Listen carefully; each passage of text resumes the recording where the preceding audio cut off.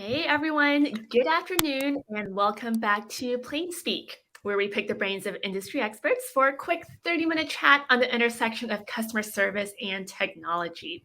So today's Plain Speak guest, I'm super excited for it, is Shawn Satterfield, customer service operations expert who was most recently at Sunbasket, a premium meal kit delivery service. So at the center of all of that craziness, Shawn helped ensure that his team provided a seamless customer experience over the crazy last 4 or 5 years in the meal kit delivery world. So for those of you joining us for the first time at Plain Speak, my name is Liz Tai. I'm the CEO and founder of High Operator, a leading customer support solution that scales dynamically based on a company's evolving needs. Our proprietary customer support engine, HiQ, leverages generative AI to tackle even the most complex customer requests. So while Sunbasket creates restaurant-worthy food at home with their meal kits, to many Sunbasket customers, it's more than just dinner, right? It's how you plan your week, how you plan to feed your family, and how you plan to get your groceries. So today, we'll hear how Shawn helped ensure that Sunbasket provides what their customers need, which can be, really critical to having a good, well-run week. So as a really quick housekeeping note, if you have questions or comments, please feel free to put them into the chat. If we don't get to them during this session, we will reach out and/or post answers on LinkedIn. So Shawn, hello. It is fantastic to have you here with us today, and we are looking forward to hearing your thoughts on the customer service journey at Sunbasket. Hey, Liz, it's good to be here with you today. We're excited. We're actually on the same coast today, which is kind of exciting. So maybe just to kick us off, there must be some really unique challenges and nuances you face while managing a customer support organization for a brand that's not just direct to consumer, but also dealing with perishable foods. Tell me a little bit about, your customers, how they rely on you, and your, overarching theories towards that. Sure. Yeah, I think you had mentioned that it's not just dinner, and that's really true. For anybody who's not in the food delivery service, and especially the meal kit delivery service, where it's not instant gratification, it can be surprising just how much people rely on the food that they receive. Mm. They will be planning maybe an event with friends, or they just really needed to get this specific set of meals in because they need to do their grocery shopping the next day and they want to have a really good healthy meal instead of like crackers. So Definitely. yeah. Makes sense. So meal kit, and I think food delivery in general, has been on a bit of a roller coaster over the past 5 years, right? Can you tell me a little bit about what that was like, going through COVID, the aftermath, all of that? Sure. So COVID was interesting, right? And this is going to be true for everybody in food and in the meal kit, is that everybody needed everything all at once, right? Mhm. We all experienced tremendous demand without the ability to fill that demand. Put a strain on everything for everywhere. Everyone knows all this. But it really presented us with interesting opportunities on how we can show empathy when everybody knows what's going on, right? Yeah. Being really realistic with people about, hey, this is why we can't service, or this is why we had to cancel a meal, or kind of just what's going on in general. Mhm. Um, like I said, it was really interesting to go through that. And then post COVID, the supplies started to get back into shape, and the demand changed from like absolute necessity back into planning around it in a much more like livable way. The demand stayed because people got used to the convenience of having meals delivered and and planning their week around it even more became Mhm. a habit at that point. Sure. So like you created the behaviors during COVID and it sort of trained the customer base a little bit. So you said something really interesting there, Shawn, which I think will be a bit of a theme through all of this, which is you guys try to communicate very transparently with your customers, right? But obviously it's also a bit of a hot button topic, right? People are ordering food, they're expecting it. Tell me a little bit about your philosophy towards what does that transparency look like to the customers and what experience are you trying to create for them with that?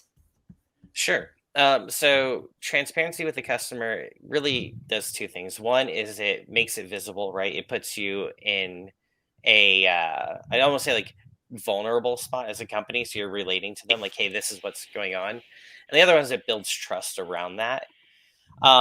So the philosophy around that is we want our customers to respect us as a company because we respect them. A lot of times, and I think that, and not in a negative way, companies will try to kind of mask what's really going on behind the scenes. Now, with customers, we weren't specific. We never like mentioned a specific supplier that we're having problems getting like a protein from, right? But we were saying like, hey, in this reality where we're at now, we are having problems with maybe this protein or this produce, and we had to make changes to simplify to help make sure that we could, serve as many people as possible. Sure. No, that makes a lot of sense. So really understand the issues and trying to communicate that to your customers in a way where, everyone knows we're in a pandemic, but how do you bridge that gap a little bit? And I think this dovetails a little bit, we were talking earlier about how Sunbasket uses kind of an interesting metric to measure customer service success, right? So a lot of organizations will use the customer satisfaction score, but you guys use something a little bit different as Sunbasket. Tell me about that and how you guys arrived at this different metric. Sure. I like to think of CSAT as a legacy metric. What exactly is customer satisfaction, and does it make sense in a world in which you're taking care of a problem? Mhm. The metric that we use is called customer effort score, and it's a much more honest metric, right? Is that we know that since humans are involved, right, and we live in the real world, something's going to happen. Something's Mhm. going to go wrong. So CES, or customer effort score, is how much work are we going to make a customer go through when something goes wrong, or just to interact with us in general. Yeah. And that is, for us, and I think for a lot of companies, is the right metric. Is that everyone knows that nothing's perfect, and when something does go wrong, do you want it to be a pain to have to deal with? And obviously, the answer is universally no. Yeah. I like that. So it's a very honest acknowledgement that nothing's perfect. It's the real world. People are, Right. things are being packed and shipped, but then how do we address that with our customers? Double click a little bit on that for me because I think, and especially maybe from a frontline agent perspective, right? A lot of agents, they're used to what CSAT is. They're used to customer satisfaction. They're used to sort of a specific set of toolbox and tricks of being really empathetic, offering discounts, trying to offer things to really create, that 5 out of 5 CSAT. When Sunbasket switched to a CES, a customer effort score instead, how did you sort of tease out, hey, what's agent, what's process, and then communicate that down to frontline? Sure. So, what I think I'd like to go through is just a bit of a customer journey on when something goes wrong, and we'll talk about where this primary metric and two supplementing metrics come into play. Mhm. So, let's say that you're a customer and you received a bad tomato, right? It's unfortunate, it happens. So, you're going to contact Sunbasket, and our first goal is to make that easy, right? If you want to chat with us, talk with us, text us, at that point, we're going to assume it goes over to an agent, and we want to empower the agent to know that their experience is really two things. One is that we have set them up as leadership, or as Sunbasket. I set them up with the right tools, policies, and procedures to be confident in the decisions they make. And that their primary goal is to really work with the customer, have a genuine interaction with them. Mhm. Um, so, like, not saying I apologize for the inconvenience that was banned. That's terrible. No one, everyone is sorry for the inconvenience, but Mhm. to also allow the customer, or the agent, sorry, to have a much more realistic, empathetic response, saying, "Hey, I'm really sorry, like that happened. I know that that would really frustrate me," without going way over the top, where it's just layers of fake empathy and scripting, where you're like, "Okay, yes, let's please move on. I just want my At the end of the day, it's a tomato. right, exactly." Um, so that goes into the metric that we call ASAT. It's agent satisfaction. And we position the question. It took a lot of trial and error and phrasing to come up with this, but we set the question up in a way that the customer understands that we're not asking about the policy or the procedure, but how did the agent handle the interaction? Even if Mm. it wasn't what you wanted, did the agent handle it well? Do you feel like your time was respected? Did they engage appropriately, right? We don't need over engagement unless the customer wants to do that, right? It's that goes to being respectful with the customer's time. The final metric, to tie that all together, is resolution. If we nail making it easy for you to contact us, and we do a really good job of chatting with you and making you feel important, and that you're valued and everything else, but we don't resolve the issue, then nothing else matters, right? Yeah. As pleasant as a conversation can be, if you called and you didn't get the issue resolved, right? So ideally, in the tomato example, you've called in. I'm sorry, Liz, you got a bad tomato. I know that you need that for the salad, and it would be really frustrating for me. Good news is I can go ahead and apply a credit for your account, that will be able to use on your next order, and hopefully you can go ahead and pick up some more tomatoes, and these are the ones we suggest. Mhm. And then the follow-up service, did we resolve your issue? That should be hopefully a yes. And then that's where you get our three metrics. Once that conversation is over, we send out email surveys for the response. Super cool. And to sum up, that is customer effort score, agent satisfaction, and then what's the result, like a resolution score. Correct. Awesome. So I feel like what I'm hearing a lot of here really is a philosophy that's centered around respect for your customer and then delivering resolutions for your customer. Correct. Right? Yep.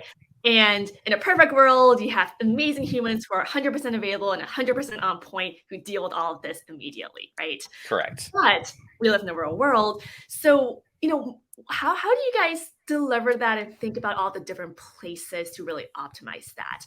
You know, where do you think about maybe automation as part of that strategy to really tie everything together for the perfect experience? Sure. That's a good question. So our biggest philosophy was just thinking of like, we'll do the boring business channel management, right? Mhm. Is we want to meet customers where they want to be met. Um, None of us like IVR hell, right? At least I don't. It's not my favorite thing to do, is to be stuck in an IVR for minutes or even hours, depending on how bad it is, to even like get my issue even Totally. discussed. Feels like they've taken away the zero for operator. Yeah, exactly. So and then so we opened up a bunch of channels, and then we were very choosy on what we wanted to automate. And we focused on there's two easy ones, and I'll use that in quotes, right? Like there's a lot of technical stuff that goes into it. But it's where is my order, Wismo, to sound trendy or on point. And then there's something wrong with my order. We started with something wrong with our order, and we put that into a chat area only. We made the chat bot, one, transparent that it is a bot, and then two, we made it from the onset that if a customer didn't want to interact with the bot, it was they typed in agent or they selected agent, no other questions, just transferred. We didn't make them ask any or provide any other details, but we were able to make automation like a really good one of our best channels, actually, because we made it very fast, right? We didn't require a bunch of details. We made it very few clicks, but it was a really successful and still is a really successful channel. Wow. And when you say best, what does that mean? Does that mean best in terms of literally the three metrics we talked about? Correct. Yep. Highest level of or high. Yep. Highest CES. We don't ASAP the bot, right? It's a bot and they know it. And then resolution as well. Both of those consistently are the highest. Awesome. Wow. So it's not just that you streamlined it, actually, the measurable result was customers were more satisfied and they thought it was lower effort. Correct. Yeah, and it also had other positive financial impacts as well. Is when you call, if you were to put yourself in a customer's shoe, if you have to call and talk to an agent for the um, bad tomato, right, you're going to be a lot less likely to take a more reasonable credit, right, a more value based credit. Um, and in the bot, we were able to take that in 30 seconds, right? I have a bad tomato, 30 seconds through the bot, and they consistently took less credit, right? Mhm. Because it was respectful of their time in like the most maximum possible way. So overall, our adjustments for the bot were roughly 30% less than adjustments for human interaction. So we were saving and performing better consistently. Wow, that's really the best of all worlds. Better solution for the customer, happier customer, and a better economic impact for the company. That is really kind of incredible because I feel like so much of this is really leveling the experience design to the level of issue, right? I mean, it's a tomato. Customers to some extent are probably signing up for Sunbasket because they don't want to spend a lot of time thinking about, do I have all the ingredients, and they really want a streamlined experience. So I love how what I'm hearing is I feel like you're taking that level of streamlining and applying it not just to the ordering and to the product, but really unifying that across the entire customer experience. Correct. Awesome. So I know we've talked a lot with various guests on Plain Speak about, getting customer service and customer experience a seat at the table. And what's really cool that I feel like I'm hearing here is you guys were really able to quantify, right, that impact that y'all had on the different parts of the business. What did that have any sort of impact on your ability to drive a seat at the table and interact with the other departments? Sure. Yeah. I think, or I can say that it made it where our voices were much louder. Like when we're making actions that are positively impacting the customer, the organization, and the employee, right? It would be insanity to just ignore it. So it did get us a louder voice at the table, and then it also opened us up to much more resources internally, saying like, look, here's our proof of concept with our first bot and what we were able to do. We need more resources to go further. Yeah, because you're able to demonstrate literally the ROI savings. That's really Yep. cool. As you guys measured, hey, this is the impact out of that. That's really incredible. I mean, we're going to deviate maybe a little bit here because I think this idea of A/B testing, demonstrating the ROI, looping that back to the rest of the business, that's to some extent like the ideal state that a lot of organizations try and design their customer service and customer support orgs around. Do you have any tips on, what was that journey like when y'all first started to pick out these are the things that we want to A/B test? How do you implement that? How do you measure that? How much did you have to instrument maybe across everything before you could start to really think about that? Sure. So I think I'd say the very first thing is that you have to automate for the right reason, right? Mhm. We know that automation's goal is to save money, right? We're all on the same page with that. Um, the biggest reason has to be about wanting to make the customer's life easier or better. Like you have to think customer first and expect the downstream from that. Now, Yeah. for to talk about timeline, we failed a lot. It was great. You have to be comfortable with doing things wrong quickly, but recovering even faster and iterating. Mhm. And we had a really great design team to go through and build, change, debug, figuring out when customers can game the system, right? But as soon as they can get access to very low friction credits or adjustments, they will take advantage of that. And that's just a learning experience for us. So it took a while. It took us from I think our initial design to first deploying the bot Mhm. was probably 4 months before we even got into our first like A/B test. And then our methodology is we targeted customers based off of like a numeric value that we had access to, and it would be like one digit in that numerical value. Um, Mm. put the bot live, see how it performed, iterate, and then open it up eventually to all customers. Very cool. You parameterized it, you made sure the bot had little guardrails to stay within, and then rolled it out a bit. One more super tactical question on this, because this actually sounds like a lot of work. When y'all first started experimenting with this, did you get dedicated headcount? Did you take an existing lead and sort of try and partition off some of their time? How did you guys sort of build that internal ability to start testing? Sure. I actually already had resources available to me on my technical side for the CS organization. Mhm. So they took that on top of their day to day work. One thing that was also, I'll say, I think of a like a point of pride for my team is that because it was a younger and experienced team, right? We didn't have any of the bad habits or like accepting or expecting something to fail at X point. It was Mhm. a lot of um, like hitting sticks against rocks and we'll just see what happens. So it was very comfortable that um, we are going to use the resources that are available to us. It's okay if those resources take longer, and it's okay when we mess up because we're going to. So it was really setting the stage for let's not spend more money than we have to, but let's be absolutely comfortable and okay with the amount of times in which we're going to fail. So we didn't have hard deadlines because we started very small. Once we got into like really solid iteration, then we started putting milestones, right? You can't have a project take 2 years before it hits like gets off the ground unless it's rocketry or something. Sure. It is still startup land. You got to iterate, ship, test, get that ROI out.